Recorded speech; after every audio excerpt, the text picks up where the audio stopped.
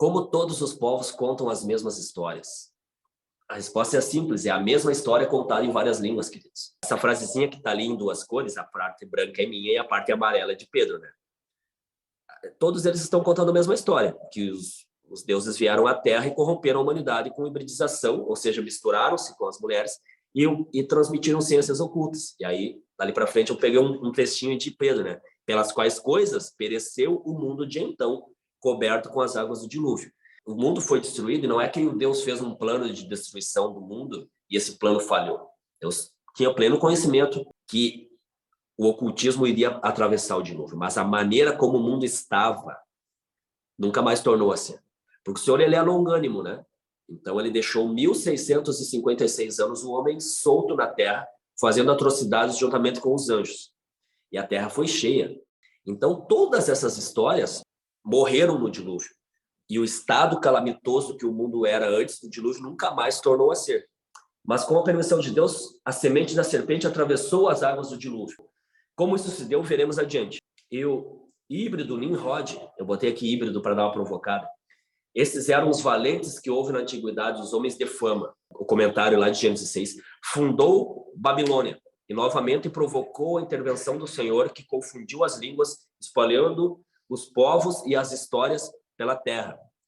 Existem mais de 500 relatos nos povos mais isolados do mundo acerca da grande enchente de Noé. Por que eles referem? Porque todos vêm de Sem, Cã e Jafé. A humanidade ela foi resetada no dilúvio e as histórias mitológicas do pré-dilúvio eram contadas na língua que Deus transmitiu para Adão. Deus dá uma ordem para Noé, a mesma ordem que foi dada para Adão: crescer e multiplicar e encher a terra. O povo começa a crescer naquela região montanhosa. E Nimrod, ele desce para a planície, tem uma planície logo abaixo, onde fica a Babilônia, e Nimrod não segue a ordem de Deus de encher a terra. Ele se torna um líder. A Bíblia fala que Nimrod foi um grande caçador diante de Deus. E essa é uma transliteração. Quer dizer, um grande homicida diante de Deus. Ele era um grande assassino. Depois do dilúvio, o mal volta a dominar a terra e Nimrod provavelmente era um híbrido. Provavelmente ele era um semideus. Provavelmente, eu digo provavelmente porque a Bíblia não fala isso, mas se você for ler no ocultismo quem foi Nimrod, eles atribuem divindade a Nimrod. Então, isso é o que se chama de precedente bíblico. O que aconteceu antes tornou a acontecer, porque a Bíblia fala que os filhos dos anjos com os filhos das mulheres eram os homens de fama, os valentes da antiguidade.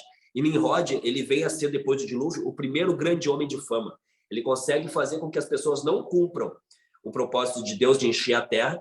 Ele escraviza as pessoas e as obriga a: façamos tijolos e queimemos-los bem, e façamos uma torre que toque os céus, e façamos para nós um nome. Lembram desse? Esse é o papo que Nimrod, que a Bíblia registra em Gênesis, que Nimrod trouxe. Façamos para nós um nome. Ele subverte completamente a ordem do Senhor de se espalharem e de encherem a terra. Então ele tinha um poder sobrenatural para fazer com que as pessoas o seguissem. Entende-se, por interpretação, que ele fosse um gigante, que ele fosse um ser anormal. E ele manda construir essa torre em forma de falo, lembra? O sagrado masculino e o sagrado feminino, momentos em forma de um membro sexual masculino. As pirâmides têm esse formato fálico, a Torre de Babel tinha esse formato fálico, e sempre nessa petulância de criar uma conexão com o céu. Eles queriam tocar o céu, chegar perto dos deuses. Eles não estavam querendo chegar perto do nosso Deus. Eles queriam uma conexão com os deuses. Nós sabemos que principados e potestades estão nos ares. E, de alguma forma, eles queriam se aproximar dessas entidades construindo uma torre. E a fala de Deus é muito interessante. Ele fala com ele mesmo, né? Ele, Jesus, Espírito Santo. Eis que o povo é um só. Intentando eles alguma coisa, nada lhes será impossível. Então, Deus vem e confunde as línguas. Sabe o que Deus estava dizendo aqui? Que eles iam conseguir tocar os céus. Para quem é da ufologia, que eles iam conseguir estabelecer um contato imediato de terceiro grau com os OVNIs. Eles iam conseguir chegar em algum lugar onde eles teriam êxito no seu intento com os anjos caídos. E aí Deus fala: venham, desçamos. Com quem Deus estava falando? Eu prefiro crer que Deus estava falando com Jesus e o Espírito Santo.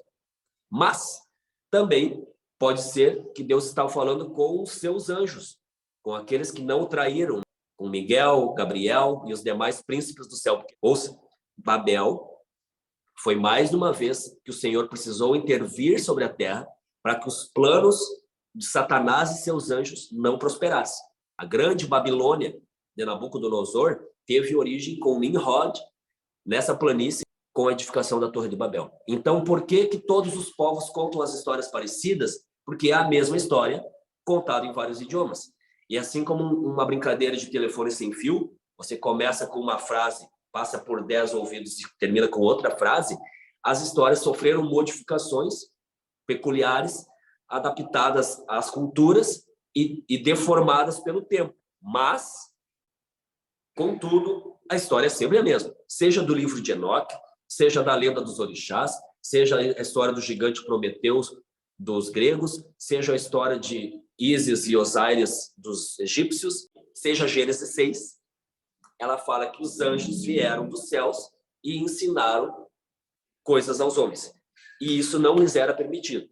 Fala pessoal, aqui é o pastor Magno Silva. Se você está gostando do conteúdo do nosso canal, eu te convido a estar se inscrevendo, ativando o sininho das notificações e também curtindo os vídeos, comentando, compartilhando com as demais pessoas da sua igreja, seus conhecidos, porque o objetivo desse canal é estar espalhando conteúdo bíblico, estudos da palavra, revelações, coisas que vão desde o iniciante até mesmo um nível mais avançado e temas polêmicos, temas pouco abordados. Se você gosta desse tipo de material, você é muito bem-vindo. Nós temos uma escola chamada Escola Bíblica Logos. Você é nosso convidado, o link está na descrição. É uma alegria ter você aqui e que Deus abençoe a sua vida.